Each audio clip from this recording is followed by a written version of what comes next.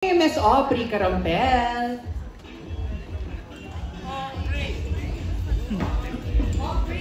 Aubrey! Hello! Ay, first time ko dito. Ang lamig pala sa studio.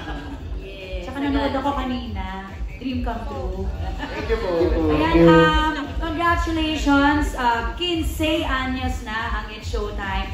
And very recently, no, pati yung inyong segment na Kalokalike nakakaabot ng internationally. Yay! So, napansin ni Snoop Dogg, ni Bruno Mars. Jose Rizal. Napansin niyo yung siguro kung makakabangon si Jose Rizal, baka may comment din siya. Your reaction on that, na ganun kalaki yung segment na umaabot globally. And of course, sa 15 years ng It's Showtime, ano yung mga naging paborito nyong segment na tingin niyo ay nagmarka din sa madlang people? Ayun. Anyone can answer. Thank you so much. Ano kaya ang kanilang mga favorite segments? Personal po itong favorite no, Miss Aubrey. Yes, pero first yung reaction muna dun sa pag-viral ng mga Kalokalike contest. Yung virality, nakakatuwa lang kasi ibig sabihin ang lala ng reach, di ba? Ang lawak-lawak ng inaabot ng programang ito na umiere sa GMA, sa GTV, sa Kapamilya Network, sa A to Z, sa social media, di ba? Yung digital reach ang lawak-lawak, di ba? Kasi ang active-active ng madlang people sa social media, isa din yun sa mga paraan na nakakarating sa ibang bansa at sa malalayong mga tao yung mga ganap dito dahil sa kaaktibuhan ng mga madlang people sa social media, di ba? Post sila ng post, ang dami nilang post, kaya kung saan nakakarating. At nakakaaliw kasi naaaliw din yung mga taong involved, di ba? Parang nahahappy sila. Siguro natutuwa din sila na malaman nilang, ay, sikat pala kami sa Pilipinas, di ba? Yung gano'n. Siguro hindi naman sila masyadong pamilyar sa Pilipinas, pero dahil doon nare-realize sila na hanggang dito sikat din yung mga personalidad na tulad nila, sila Snoop Dogg, sabay si Bruno Mars naman ay lagi nandito, di ba? Si Snoop Dogg kasi hindi pa nandito, nakakapunta rito eh. Si Lassie pa lang ang pinapapunta ni Snoop Dogg bilang emisaryo ng pamilya nila. Actually, Vice, nung nag-post si Karil, nung Kalokalike, akala ko si Snoop Dogg talaga. Yeah. Sabi ko, si Snoop Dogg? Akala ko talaga. Kahit yung kila Lebron, kila Steph, di ba yung NBA, Twitter. So, nakakatuwa na ang daming nakakapanood kasi yun naman ang hangad nating lahat, di ba? Na yung ginagawa nating programa, hindi lang tayo nakakakita, tayo nag-enjoy, yung mas maraming makakita at mas maraming ma-entertain din sa mga ginagawa nating programa. Nakakatuwa siya. Ibig sabihin, nagtatagumpay yung ginagawa nating programa. Isa lang naman hindi nagtagumpay na marami nagtag. Oo, si Dao Mingsu. Marami. Si Dao Mingsu, parang hindi nga. Parang ayaw ni Dao Mingsu. Ayaw na. Pero syempre, i-acknowledge din natin ang ating fun channel! Kasama natin today. Ngayon na dumating si Chang Ami kasi late siyang naayusan ng buhok. Kasi yung nag-ayos ang buhok niya, inayos daw muna yung buhok ni Wise. Nag-radyo pa ako galing sa GWP. Kasi baka hinahanap yung hairstylist mo na kayo Wise. Naki-Wise, ginamit niya. Pasensya na siya. Grabe ka, Wise. Nagamit niyo yung feed mo ah. Siya na siya feed mo. Kilala mo naman ako, feed lang nila ako lagi. Lahat ng sinasabi ko, feed lang nila yan. Dati si AC yun eh. Gumamit kayo pala si Wise na okay. Si Wise na. Favorite segment ko, of course, Miss Q&A.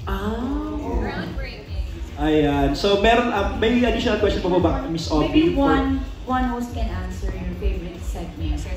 Kuya Jukes. Tawag ng tanghalan with live band. Oh. Yeah, yung first season, Yeah. diba? Kuya Sayo. Ba't ba nawala? Ako, syempre, yung especially for you. Yung, marami nakaka-relate na dun eh, na Pinoy, yun tayo, may tayo sa chismis eh. Kaya yung Dapat napilit ko, Miss Q&A, dito tayo nagkakilala, no? Baka may si tayo dahil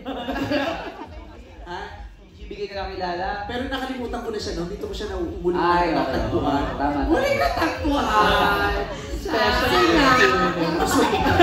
Nakapal na Sige, Sabayan. Sabayan. Ako naman po, Shinemoto.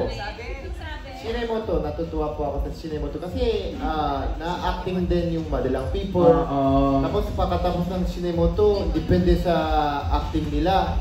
Minsan nakukuha sila ng premium na 20,000. Yung minsan nakukuha, pag hindi maganda acting mo, minsan nakukuha sila piso. Kaya, oo.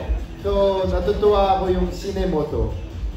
May ratings sa gilid. May rating, di ba, after nung acting nila, yun yung premium makakuha nila. Ng Pala may ganun yun nung Shinemoto. Tapos, nung umpisa po ng Shinemoto, ako po nakaabot ng premyo. So pag nanalo po ng 5,000, binibigay ko po 5,000, ako po nakaabot ng pera. Dami mo namang pera, best friend. Kaya, pera ng showtime yun. Okay. Pero kaya, kaysa po ako pumunta sa labas, akala nila mayaman po ako. Hinihilang mga lahat sa aking pera. Hindi po galing sa akin, galing sa showtime po yun. Yun yung sinasabi ko. Kaya naalala ko po lagi Shinemoto. Pero maganda rin yung ansabi, di ba? Yung huhulaan kung ano sinasabi ko. Wala nakahula niyan eh, no? Wala, kasi bulol. Kahit may microphone, minsan hindi niyo ako naiintindihan. Hindi niya ako naririnig sa bibig lang. Nahuhula sila.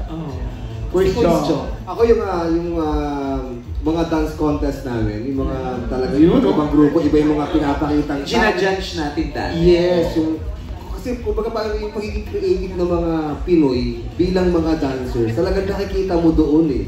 Tapos may mga kanya-kanyang istorya, may kanya-kanyang mga ginagawa sa buhay, pero ang aim nila is makapagpasaya pa rin, grupo pa rin, bumubuo sila ng grupo para makapagpasaya ng mga madlang people. Kasi parang doon din nagsimula si Kuya Jong eh, di ba? Yes, sa mga sample-sample. Tumatalon-talon dito. Doon siya lalong sumikat. Yes, Yung panahon na yun. Correct. Akala ko na parang yung sayo ko, parang papait na. Kasi nga syempre, yung sleep hindi na rin buo. Pero nung nagkaroon ng ganung nag-judging dyan, sample-sample, nailabas ko ulit yun. Kaya mo pang gawin ngayon. Ikaw na si Sample Sa November 8 gagawin niya. November 8, yes. And of course, sa magpasikat natin. Actually, nung panahon na yun, pag nagkukwentuhan kami, very very significant yung time na yun sa buhay ni Jong. Ako talaga mag-share, no? Go. Hindi, kasi yung kinakwento yun, sobrang grateful daw siya sa moment na yun. Kasi yun yung time na feeling niya lumalamlam na yung career niya sa Pilipinas. Kasi mahabang panahon na nawala siya sa Pilipinas kasi nag-recycle siya. Yes. So nawala yung Street Boys. At nung bumalik siya, parang malamlam na. If not for showtime, dapat wala na si Jong sa Pilipinas. Pupunta siya ng ibang bansa. Since yung ex-wife ko ay taga-England, dapat pupunta na ako, doon na ako mag-stay.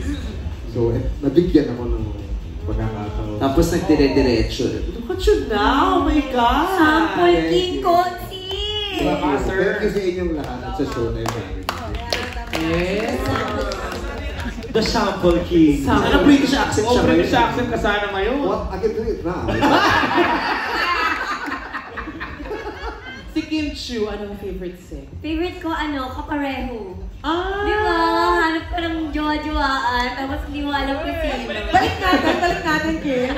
Pero may mga violent reactions yung mga host natin dito. Ewan ko dyan sa mga yan. Pero cutie lang yun kasi hawakan mo yung tenga pero hindi mo makikita kasi may wall. Yung abs minsan, di ba? Diba yung abs sa ganyan, tapos boses lang, pero walang mukha. Tapos pagalingan sumagot. Pagalingan sumagot. Ayaw mo nung segment na yung hinuhulaan yung singer? Pinaka-8.